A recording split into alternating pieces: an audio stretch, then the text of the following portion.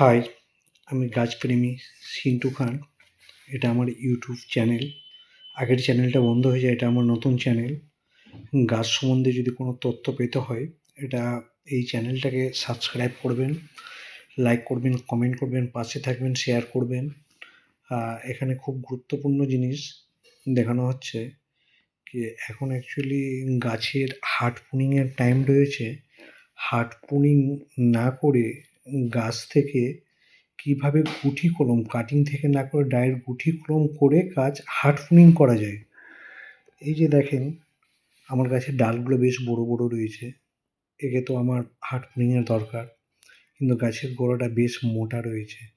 আমি hard pruning করবো না, আমি ওখান থেকে গুটি কলম করার পরে নিচে যে অবশিষ্ট ডালগুলো থাকবে ওখান থেকে আমি মাল্টি গ্রাফটেড করে দেবো। মাল্টি গ্রাফটেড করে দিলে গাছের যা গঠন আর যা কডেক্সটা যা মোটা রয়েছে সেখান থেকে আমি মোটামুটি একটা ডালে ৩টে ৪টে করে যদি গ্রাফটেড করি ১২টা ১৩টা কালার করা যাবে ওখানে। তো এইভাবে যদি আপনারা গুটি কলম করতে চান, ধরে রাখেন আপনাদের কাছে যদি রুট হরমোন না থাকে, এই অ্যালোভেরা ডাল দিয়ে আপনি ভালো করে ছালটা ছিঁচে নিলাম, ছেঁচার পরে ওখানে যে অ্যালোভেরা জেল ঘষে দিলাম, এত সুন্দর করে লাগিয়ে আপনার কোনো রুট হরমোনের দরকার নেই। অ্যালোভেরা জেল সবচাইতে বেস্ট। ভালো করে আপনারা লাগাতে পারেন, আপনারা দেখে এরকম আপনারা নিজেও ট্রাই করতে পারেন। তারপরে এই গ্লাসগুলো কাটলাম, গ্লাসগুলো কেটে একটার পরে আরেকটা ২টো করে গ্লাস কাটলাম। একটা বিপরীত মুখে দিলাম একটা, আর একটা এই মুখে দিয়ে ফুটাটা যেটা দিয়ে ভরলাম ওই ফুটাটা বন্ধ হয়ে যায়। হয়ে যাওয়ার পরে আপনারা তো দেখতে পাচ্ছেন কীভাবে কাটছি। এখানে ওই গোল করে একটু কেটে নিলাম।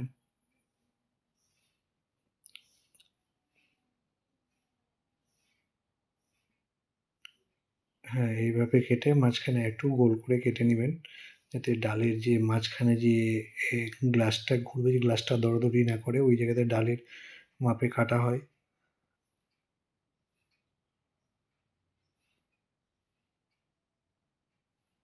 হ্যাঁ, এইভাবে গোল করে কেটে নিলাম।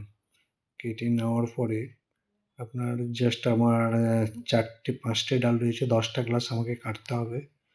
১০টা গ্লাস যখন কাটলাম,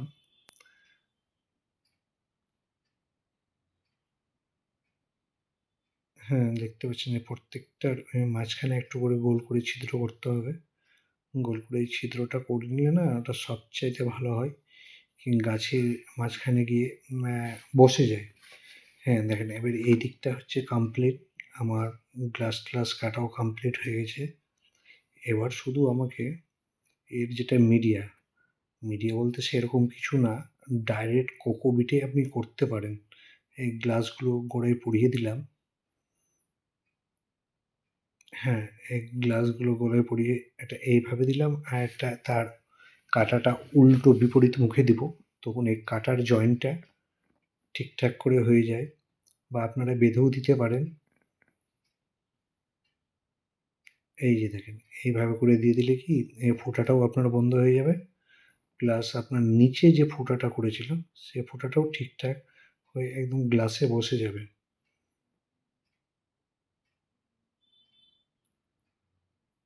হ্যাঁ, একটু বসাতে একটু অসুবিধা হলেও মোটামুটি ঠিকঠাকভাবে বসিয়ে দিলে একদম তখন আর ঠিক করে না বসাতে গেলে তখন গিয়ে আবার ওই গর্তে যে জায়গার ছালটা ছিলেছিলাম ওই জায়গাটায় তখন ফাঁকা হয়ে যাবে। ওই জায়গাটাতে কোকোটা যাতে কি কোকোপিটটা ঠিকঠাক বসে, তার এবার এইভাবে করে করে মোটামুটি আপনার ৫খানা রয়েছে আমার এখানে গুটি কলম।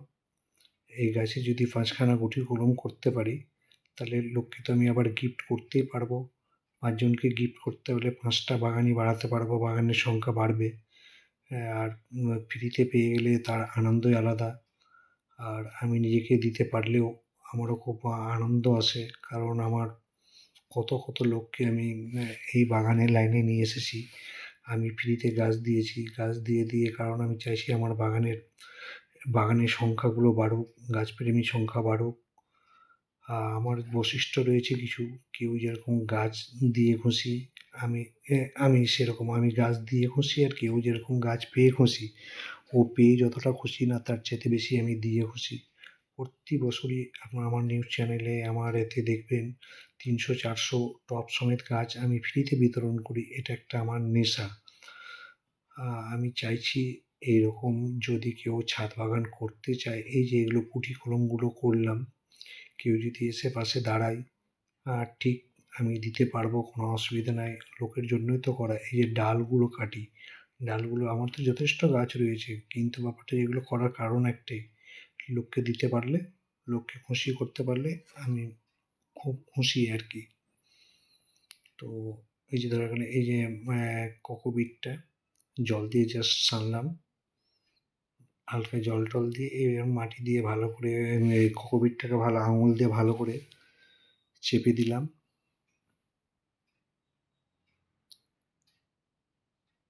হ্যাঁ, এই যে চেপে দিয়ে প্রত্যেকটাকে আবার ভালোভাবে, যাতে একটু নড়ানড়ি না করে, কারণ যদি নড়ানড়ি করে তো আবার শিকড়টা ঠিকঠাক জায়গায়